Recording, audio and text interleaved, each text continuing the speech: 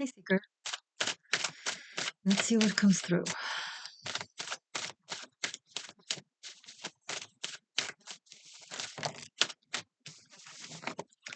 Eight of Pentacles and the Fool. The things that many people take for granted, certain freedoms, certain liberties, certain day-to-day givens, you have to work extra hard. So I'm tapping into someone that's their current life experience. Maybe it's been your general life experience, but at least at the very moment or up until recently,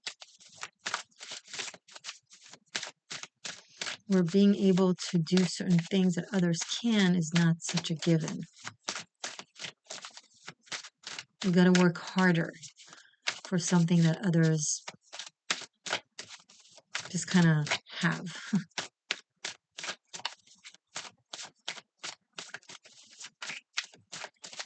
I recently read a statistics about how Israelis and Jews have to apply 24% more to jobs than other people just to get the same amount of, statistically relative, same amount of job interviews. Something like that. I mean, I'm not necessarily saying they're suffering from a form of persecution or a form of racism, but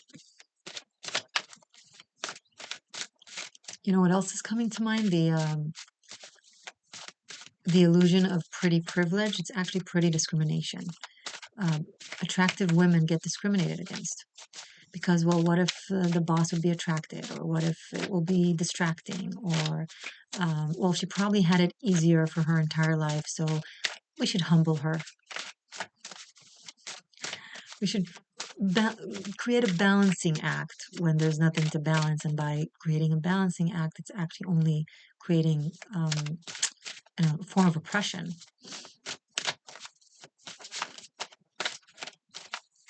She's probably either silly and frivolous, or maybe she's malicious. If she's very smart, then maybe she's malicious and full of agendas. Can't be both smart and kind. There's always some suspicion, you know? The things that people assume you have more over, or because you actually have less, because they assume you have more. Okay, so they assume you have more over something, or for whatever reason. So they have this itch, this need to humble you. And the example of the Jew and of the pretty woman is just examples that I find easy to relate to and that I am very, very knowledgeable about. But, take whatever applies to you, right? So they assume you have a lot because of it, hence they need to humble you. They have the need to humble you, so ironically you have less than the standard. It's disgusting. It's the insecurity and jealousy and pettiness of people over things that they don't even need to be jealous over. Queen of Swords, Six of Cups, Two of Pentacles, and the High Priestess. Hello.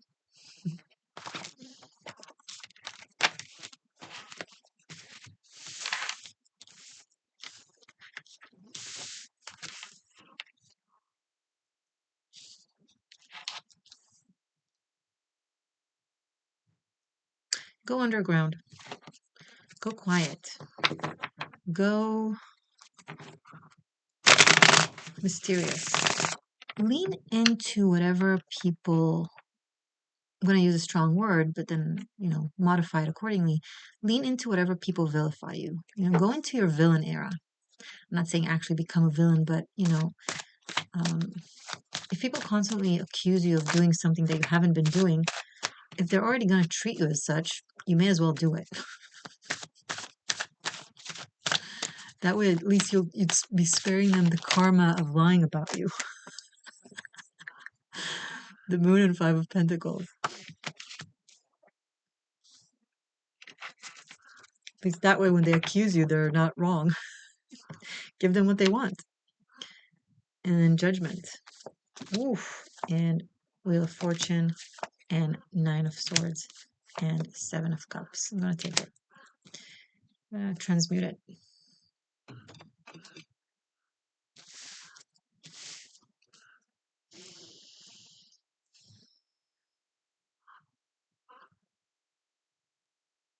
Something has been going on behind the scenes. There has been,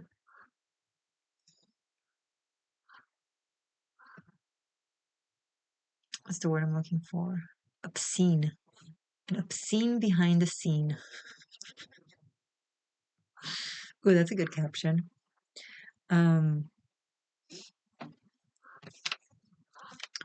Someone or someone's have been really anxious and scared and worried about something that there's something that they created in their own head and projected onto reality, and then got all worried and scared. And the recognition of it, the understanding that that's what it's been for this person to recognize that they've been creating something in their head. I do see a form of actual demonization, of actual type of persecution. There are so many types, but I see that I'm tapping into some seekers who are or have been on the receiving end of it. And I think this wake up call for um, whatever side that has been kind of losing themselves in their own paranoia, um, is going to be very transformative and obviously uncomfortable by default. Um, and it is going to come to the surface, like the truth. We just had, I'm recording this yesterday, there was a Sun Mercury conjunction in Aquarius. Like, could be something in a society, at your job, in your school, like, could have been like something, like office gossip kind of vibe. Um, Apparently there has been some sort of secret that you've been hiding, allegedly. And maybe there is a secret that you've been hiding. Maybe there is something that you've been keeping private to yourself, from a place of like, not from a place of hiding something malicious, but simply because it's no one's business and it's no one's concern, and it's nothing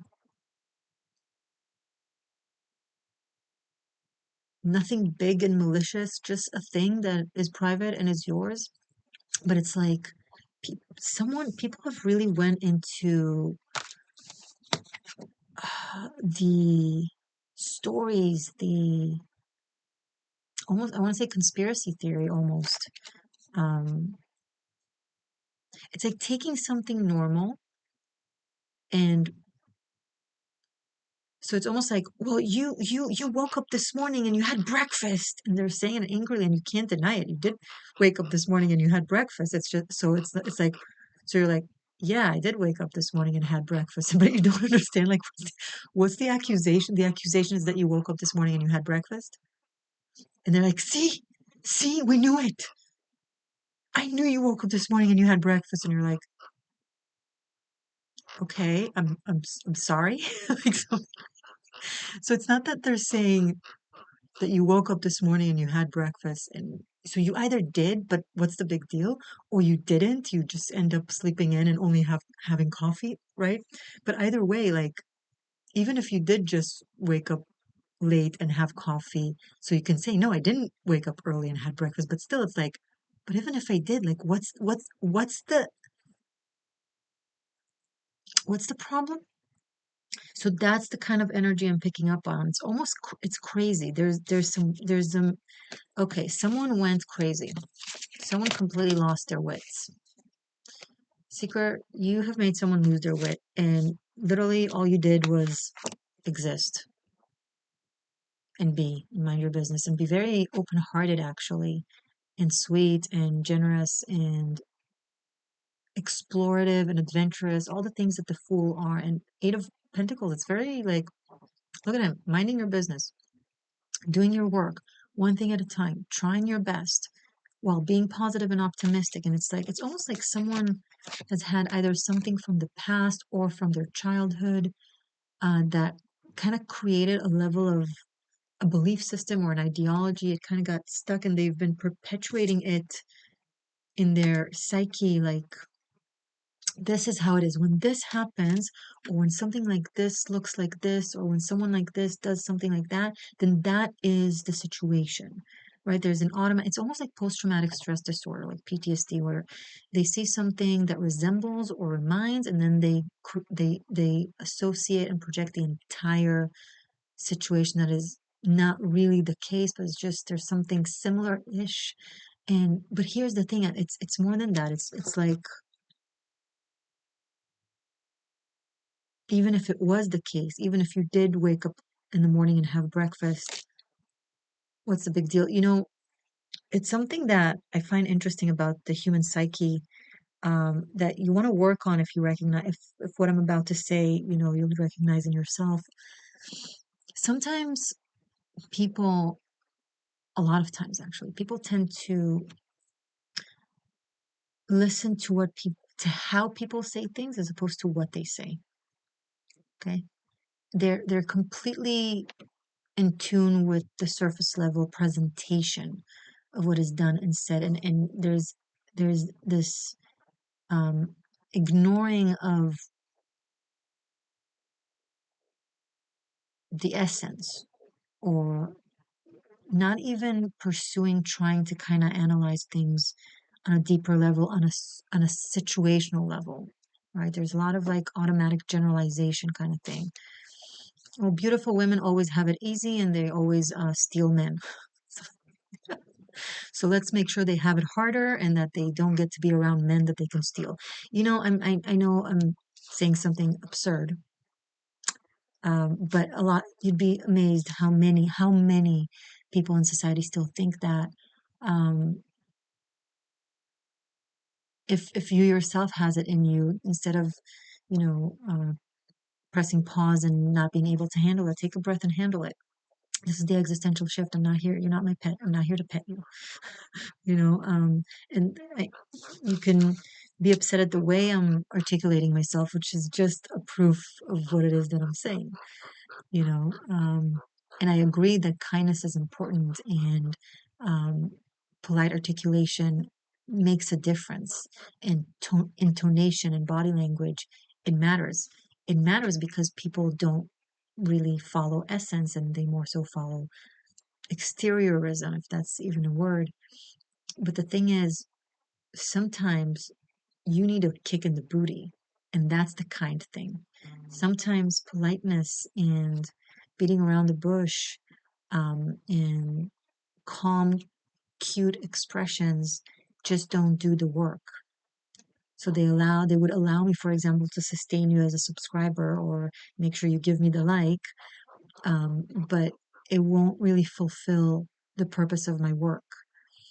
Um, And it's just for a few of you. A lot of you are on the receiving end of this, but for those of you who are on the giving end of this, maybe utilize this as an opportunity to pause and ponder and expand. Because, the moon, Five of Pentacles, Seven of Cups, Nine of Swords, is like, it's a very yucky situation. It's like someone really taking their own issues several steps too far and creating a lot of damage, real hurt, real suffering, real confusion, real delusion.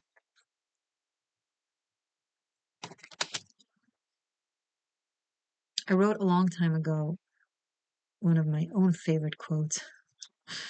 Nothing blinds our sense of righteousness as much, sorry, nothing blinds our sense of truth as much as our sense of righteousness. Um, the idea, right, of right versus wrong, that is not based in objective right or wrong. It is based in subjective life experience from childhood or from our past. And they came together, right? And then what happens is that you have you, my lovely seeker, an unassuming, open-hearted, life-loving, human-loving, eager to learn and expand and do the work and give and invest and focus and try, having to go through this is abuse. This is abuse. This has been messing with your psyche. But this wake-up call is going to be very, very strong. It's going to move mountains. This is an extremely dramatic shift.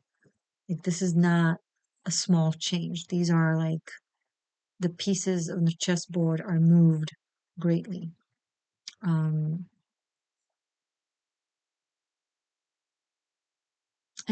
I'm picking up literal judgment. It's cause and effect.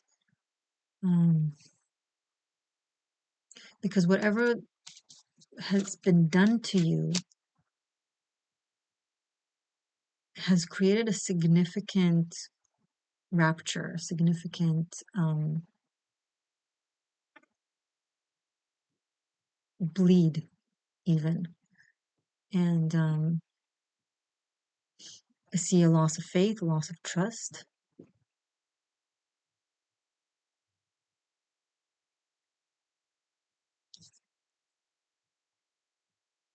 And it does have effect. And now we're at a time where karma happens faster and more accurately and more poignantly. So things kind of just play out strong and quick. So, you know, there's no room to gloat, because people make mistakes and people operate from fear. It's not an excuse. It doesn't make it okay. It doesn't mean you should not be standing up for yourself. It doesn't mean that there shouldn't be any consequences, but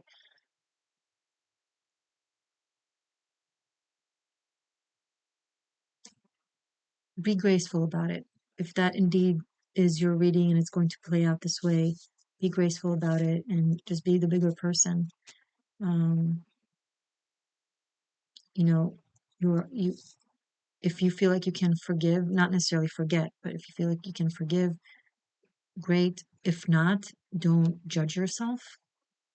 Don't push forgiveness because of, well, that's the virtuous thing. Not if it's fake. Forgiveness is virtuous for yourself, and it's a process that can take time. So allow yourself to be in the process and be okay with it taking time, if indeed it takes you time, depending on the level of the hurt.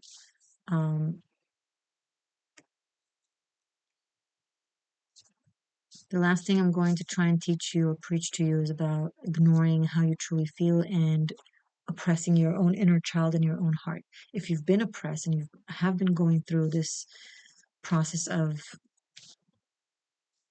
there's some real discrimination or real ill treatment at the very least, unfair treatment, then that is a very hurtful thing. That's very damaging to the heart and to the psyche. So it's okay to not bulldoze and bully yourself into forgiving or into being fine with it. You need to be graceful and respectful. And you're more than welcome to give people another chance if they do genuinely show remorse, of course. But emotionally, with yourself, you don't have to feel like it's fine. You can continue for as long as you need to feel whatever you truly feel. And be kind to yourself with that. Don't judge yourself for it. That's what I'm trying to say. Okay, if you want to book a session with me, link is below. I have phone and video sessions. If you want to study tarot with me, check out also linked below.